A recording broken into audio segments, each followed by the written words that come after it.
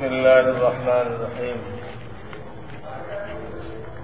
হযরত দুয়াইফে ইবনে সাবিত বর্ণনা করেন, রাসূল সাল্লাল্লাহু আলাইহি ওয়াসাল্লাম বলেছেন, যে ব্যক্তি আমার উপরে এইভাবে দুরূদ শরীফ পাঠ করিবে, আল্লাহুম্মা আনজিলিল মাকআদাল মুকাররাবা ইনদাকা ইয়াউমাল কিয়ামাহ, তার জন্য শাফাত করা আমার উপরে ওয়াজিব হইবে। অর্থাৎ, হে আল্লাহ, তুমি মুহাম্মদ সাল্লাল্লাহু আলাইহি ওয়াসাল্লামকে কিয়ামতের দিন তোমার নিকটে বিশেষ স্থানে নৈকট্য দান করিও। আল্লাহুম্মা আনজিলহুল মাকআদাল মুকাররাবা ইনদাকা ইয়াউমাল কিয়ামাহ। এরকম দুরূদ যদি কেউ পড়ে তাহলে রাসূলের শাফাত ওয়াজিব হয়ে যাবে।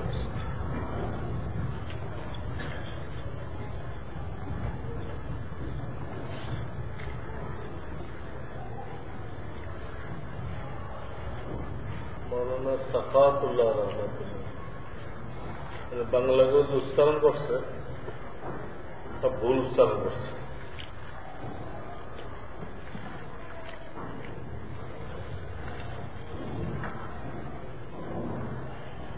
আমাদের মধ্যে অনেকেই জুতা ব্যাগে ভরে নামাজের সময় দুই পায়ের মাঝখানে রাখে মসজিদে। এটা কি সুন্নত? কাপড়ের ব্যাগে ভরে দুই পায়ের নলা আছে না, এই নলার মাঝখানে রাখে। হাদিসে এটাই পাওয়া যায়। এইভাবে রাখাটাই আমরা সামনে রাখি, তো কেমন যেন মনে হয় যে জুতাকে কি করতে সেজদা করতে, ওইভাবে রাখাটাই হাদিস অনুযায়ী ঠিক।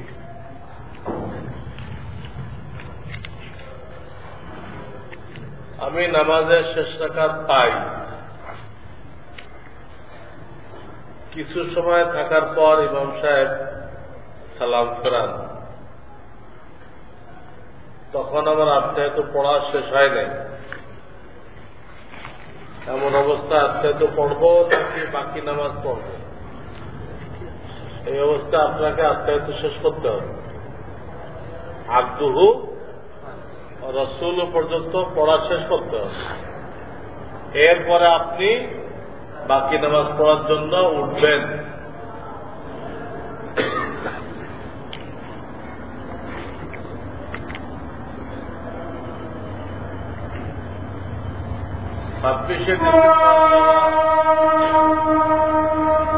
হরতাল ডেকেছে,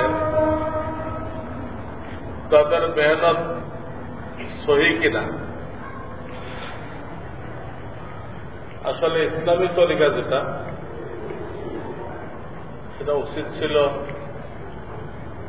প্রত্যেকটা গুরুত্বপূর্ণ জায়গায় মাহফিল করে করে জনগণকে বুঝানো। কয়েক মাস এরকম চালাইছে, এরপর তাদেরকে দিয়ে, জনগণকে দিয়ে বিভিন্নখানে স্মারকলিপি এগুলো দেওয়া হোক, এই সমস্ত নাজায়েজ কাজগুলো বন্ধ করা হোক, না হলে কঠিন পদক্ষেপ নেওয়া হোক, এইভাবে বলার দরকার ছিল। এইসব সুযোগ লাভের পরেও যদি সরকার এই ইসলাম বিরোধী কাজগুলো বন্ধ না করে, তখন হয়তো স্বতঃস্ফূর্ত হরতাল, অর্থাৎ মাঠে নামে করার দরকার ছিল, যাত্রা সেই করত।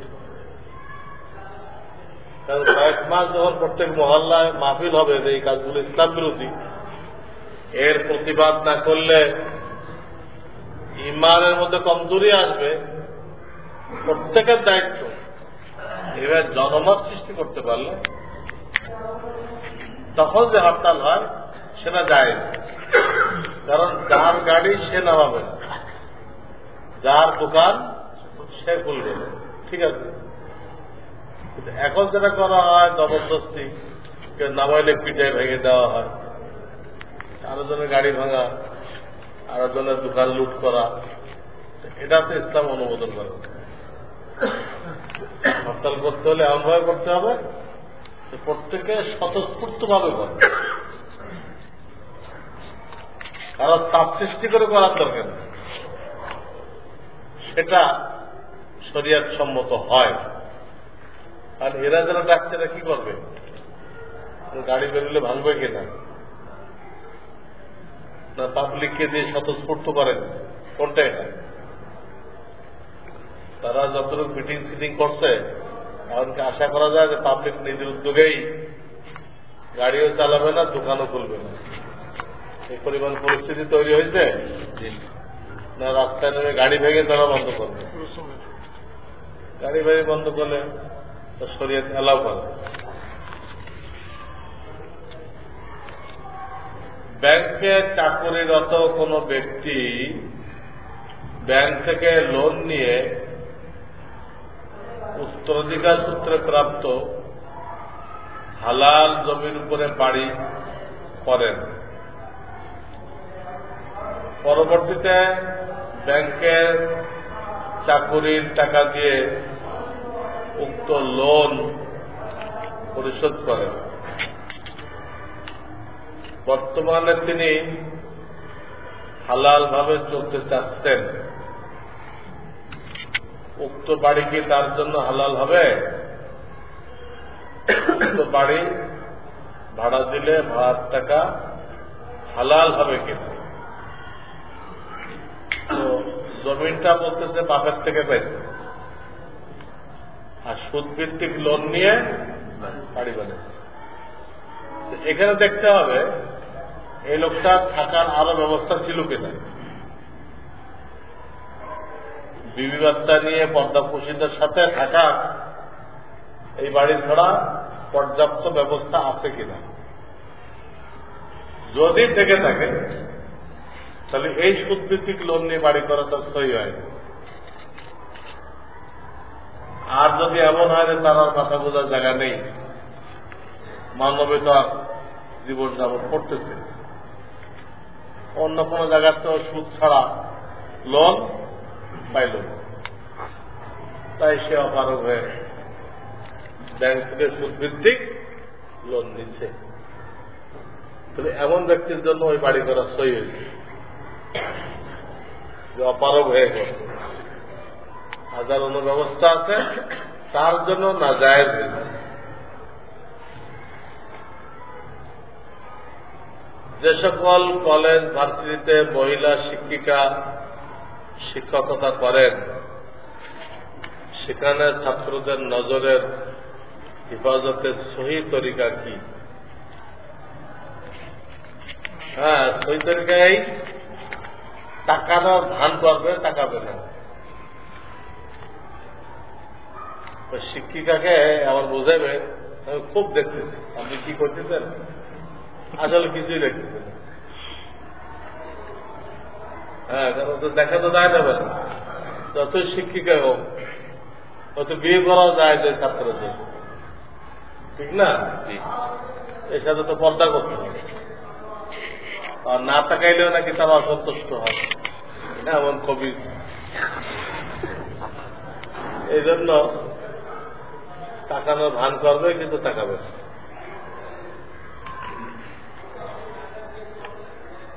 কোন পণ্য যদি 20 টাকায় কেনা থাকে, তাহলে কত টাকা লাভ করা যায় যাতে?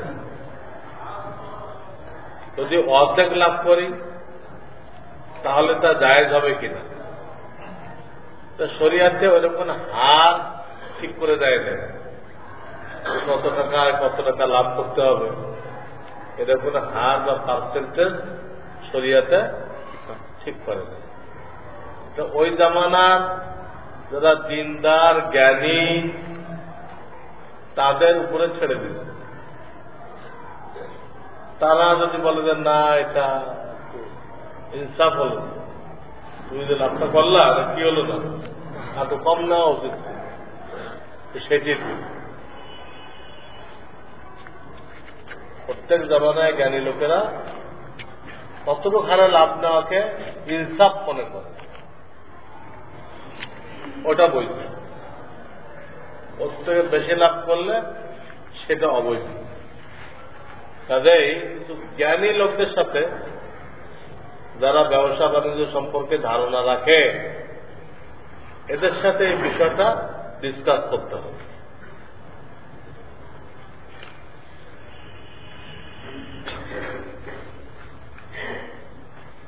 জাফির ও জাইমা শব্দের অর্থ কি?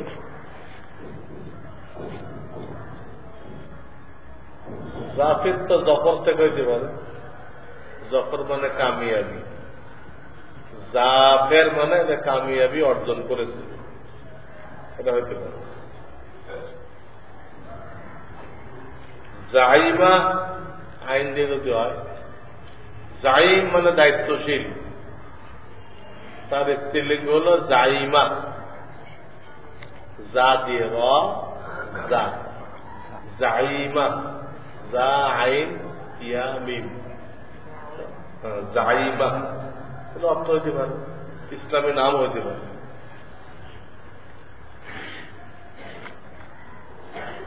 অবৈধ টাকা দিয়ে শেয়ার কিনে সেখানে নিজে অথবা ছাত্রদের বসালে, অবৈধ টাকা দিয়ে চেয়ার কিনে, শেয়ার না এটা, ভুল বুঝছি, শেয়ারের খুব সরাসরি তো।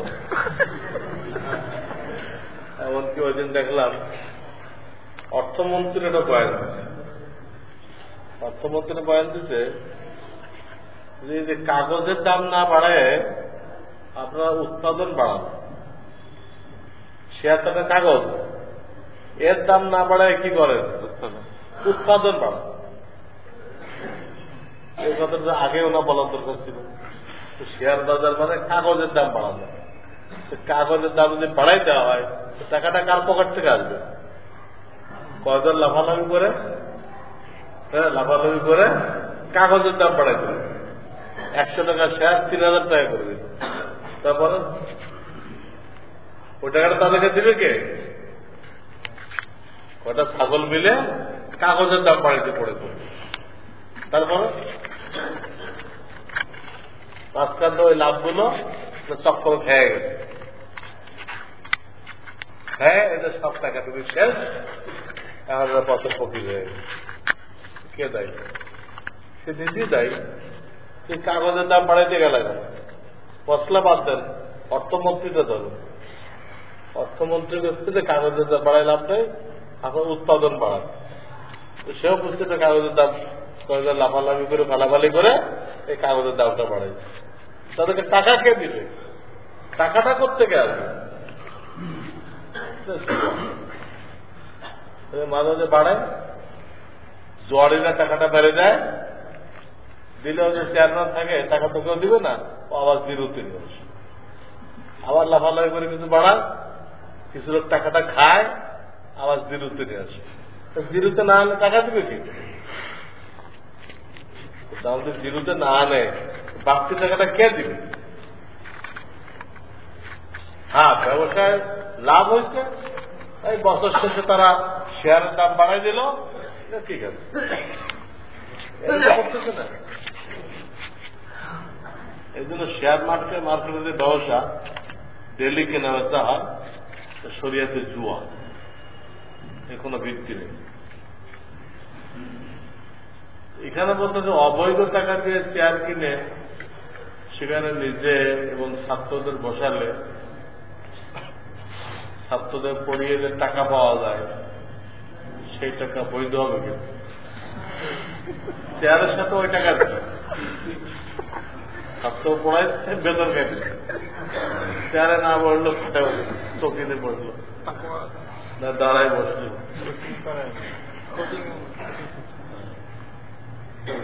চেয়ার অবৈধ টাকা দেখিলে তার গুণা হবে আলাদা।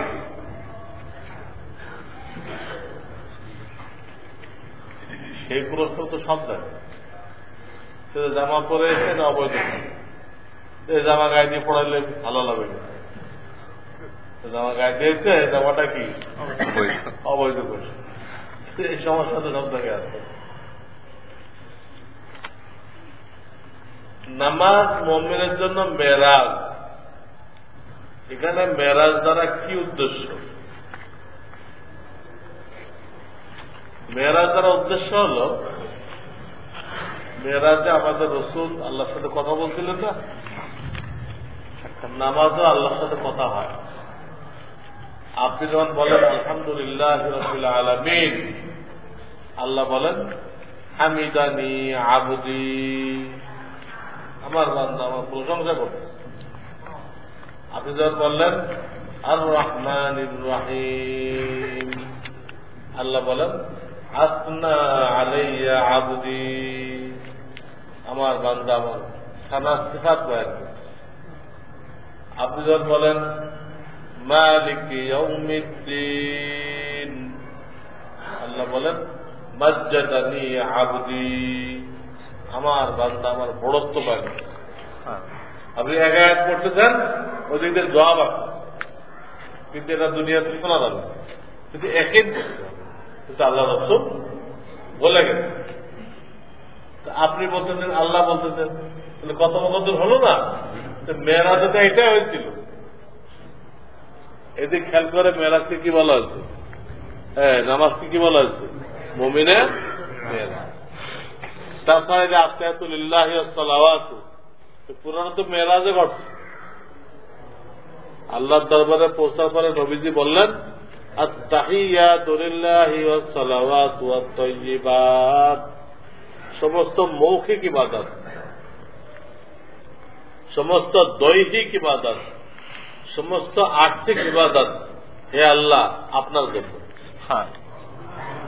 আমাদের নবীজি বললেন। আল্লাহ জবাব দিল আসসালামু আলাইকা আইয়ুহান নাবিয়্যু ওয়া রাহমাতুল্লাহি ওয়া বারাকাতুহু, হে আমার নবী আপনার উপরে সালাম, রহমত,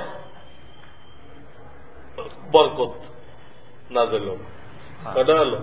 আসসালামু আলাইনা, সালাম মানে শান্তি, আইয়ুহান নাবিয়্যু ওয়া রাহমাতুল্লাহ, আল্লাহ রহমত, ওয়া বারাকাতুহু, আল্লাহর বরকত, শান্তি রহমত বরকত আপনার উপরে নাযিল হোক।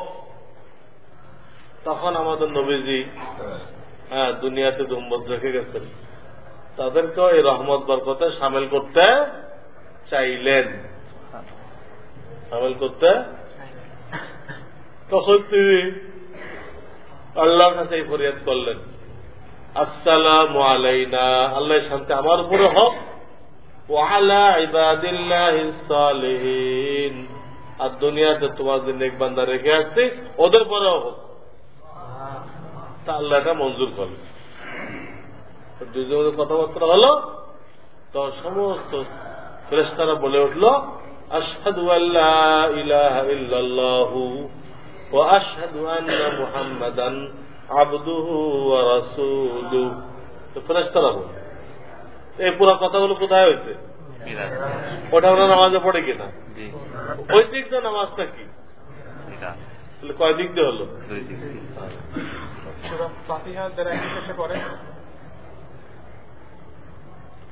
মুস্তাহাব হয় না, সূরা ফাতিহাকে সাধ্যমে পড়া মুস্তাহাব। মানুষের তাকদীর কি তার আমলের দ্বারা পরিবর্তিত হতে পারে? হ্যাঁ, যারা দান খয়রাত করে, দান খয়রাত মানুষের বিপদ আপদকে হটাই দেয়। তাদের তকদিরের কোন কোন বিষয় যে মুআল্লাক বলে, লটকানো, বলে ইবাদত বন্দেগী দ্বারা, দান খয়রাত দ্বারা পরিবর্তন আসতে পারে। তকদিরে আরেকটা সাইড আছে মুবরাম, চূড়ান্ত, ওখানে কোনো পরিবর্তন হয় না। এখন তো দেখা মুশকিল।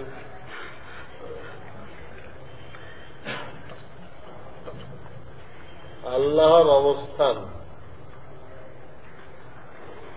উনি উনার আরশে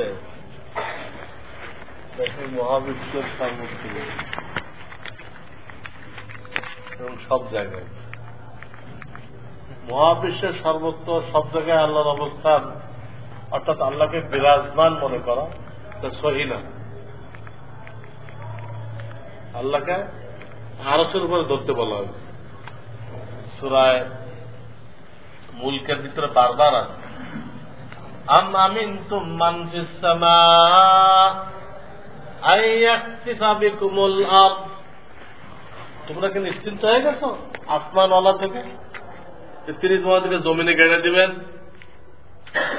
আবার পরে আয়াত দেখেন আম আমিনতুম মান ফিস সামা আইয়ুরসিল আলাইকুম হাসিবা, তোমরা কি নিশ্চিন্ত হয়ে গেছো আরশওয়ালা থেকে তিনি বিকট এক আওয়াজ পাঠায় তোমাদেরকে ধ্বংস করে দিতে পারে?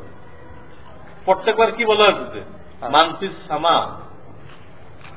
ওই সত্তা থেকে নিরাপদ হয়ে গেছো যেটা কোথায় আছে? আরশের উপর বিরাজমান মনে করা। হ্যাঁ, আল্লাহর এলেম সর্বত্র, আল্লাহর এলেম, আল্লাহর কুদরত সর্বত্র।